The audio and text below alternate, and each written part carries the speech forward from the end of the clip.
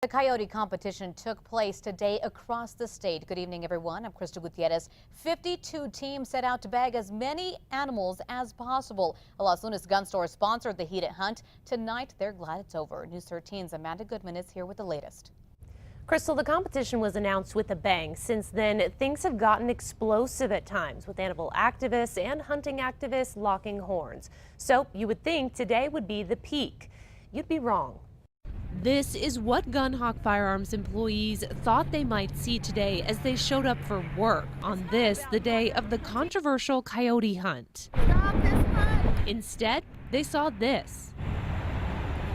Nothing, not a sign nor protester in sight. We really didn't know what to expect because we've had pretty extremes on both sides, but so far it's been a kind of a normal day, maybe even a little bit of a slow day. Gunhawk's owner decided to sponsor the hunt after Calibers backed out. The goal, to help ranchers, farmers, private landowners manage the coyote population on their property. By no means are we trying to slaughter a species or anything like that. From online petitions to protests, the days and weeks leading up to today's hunt have been smack full of controversy, even making national news. It got much crazier than we ever expected.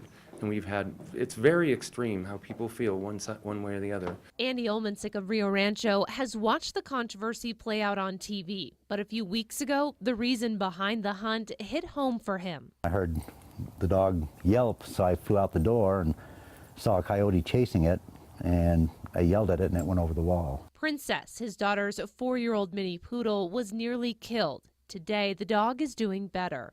Olmansick says after what he went through, he has a new perspective on the coyote hunt and the reason behind it. It's all good and fine to hold a sign and say, don't kill, but unless you've done it and you've been there, don't judge.